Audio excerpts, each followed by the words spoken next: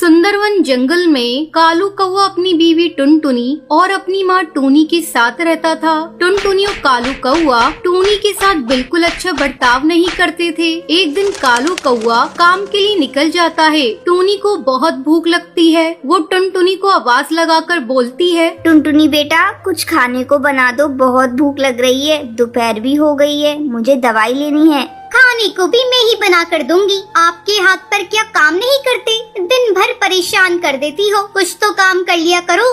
बेटा मुझसे काम नहीं होता, वरना मैं तुम्हें परेशान नहीं करती, मैं खुद ही सब कर लेती।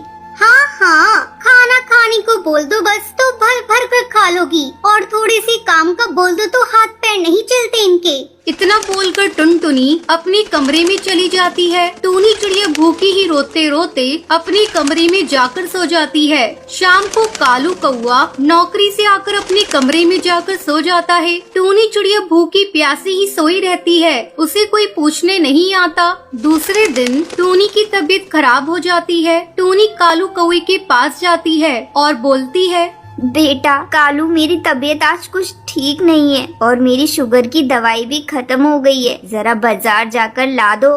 अरे माँ तुम्हें पता है ना खर्चे कितने बढ़ गए हैं, मैं परेशान हो गया हूँ इन रोज रोज के खर्चों से। खैर आपकी दवाई लाकर दे दूंगा। और सुनो माँ, टुनटुनी को परेशान मत करना, वो बेचारी थक जाती है पूरे दिन घर का काम करते करते। पर बेटा मैंने कहाँ परेशान करा बहू को। चुप करो माँ, तुम्हारी नियत और सीरत मैं अच्छे से जानता हूँ, तुम बस चुपचाप एक कोने में पड़ी रहा करो। कालू अपनी माँ को बुरा भला कहकर काम पर चला जाता है। जब शाम को घर लौटता है तो टुनटुनी टीवी पर सीरियल देख रही थी और माँ टूनी एक कोने पर चुपचाप बैठी कालू बेटे का रास्ता देख रही होती है। कालू कौवा जैसे ही अंदर आता है फिर टूनी उसके लिए पानी लेकर आती है और बोलती है, ले बेटा पानी पी ले, थक गया होगा ना।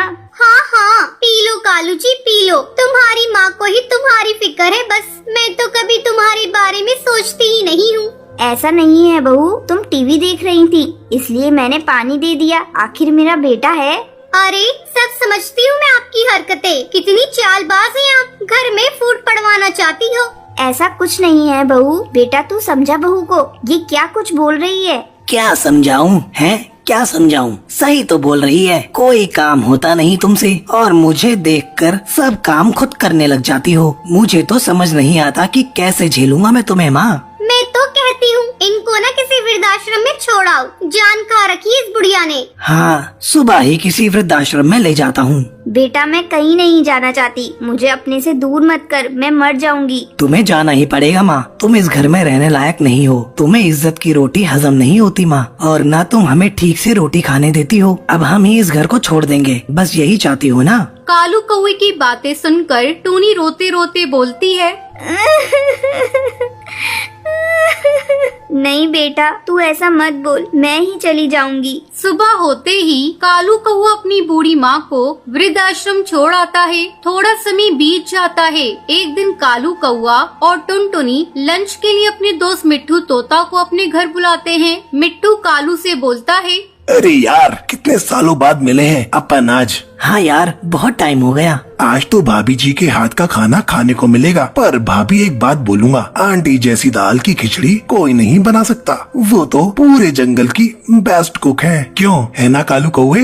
हाँ यार। वैसे यार आंटी है कहाँ, दिखाई नहीं दे रही है। यार मैं और टुनटुनी उनसे परेशान हो गए थे, उन्होंने परेशान कर दिया था। खाना दवाई और कितनी महंगी दवाइयाँ आती थी उनकी, तुझे तो पता ही है, तुझसे ही तो मंगवाता था मैं दवाइयाँ। हाँ सही बोल रहा है, पर जिसे तू नॉर्मल शुगर की दवाइयाँ समझकर मंगवाता था ना, वो तेरी माँ का तुझे दिया गया ऐसा कर्ज है जो तू कभी नहीं चुका सकता कालू। तू कभी आंटी के मन को समझ ही नहीं पाया, उनके मन में सिर्फ तेरे लिए प्यार था, और ये तेरी जिंदगी जो है ना, ये उसी दिन खत्म हो जाती जब तू 9 साल पहले हॉस्पिटल में एडमिट हुआ था। जिस माँ ने तुझे ये बोला था ना हॉस्पिटल में, बेटा परेशान मत हो, नॉर्मल पथरी का ऑपरेशन है, उस माँ ने अपनी जान की परवाह न करते हुए तुझे एक किडनी दी थी।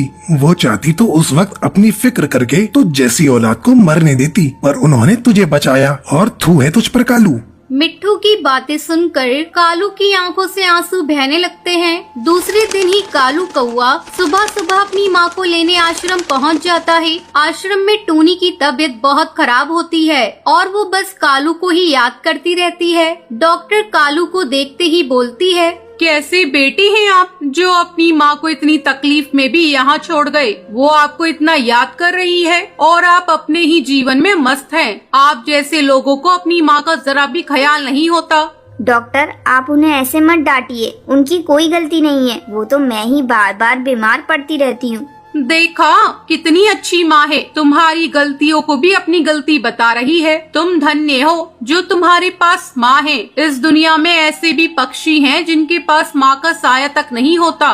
डॉक्टर की बातें सुनकर कालू अपनी माँ टूनी को रोते रोते गले लगाता है और बोलता है, माँ मुझे माफ कर दे माँ, मैं तेरे कर्जों को कैसे उतारूं? माँ, मैंने तुझसे बहुत बुरा बर्ताव किया। माँ जी, मैंने भी बहुत बुरी तरह से आपको परेशान किया, मुझे माफ कर दीजिए माँ जी। अरे मेरे बच्चों, माँ कभी अपने बच्चों से नाराज होती है? मैं तो बस हमेशा तुम्हें खुश देखना चाहती हूँ। और फिर तीनों खुशी खुशी घर आ जाते हैं।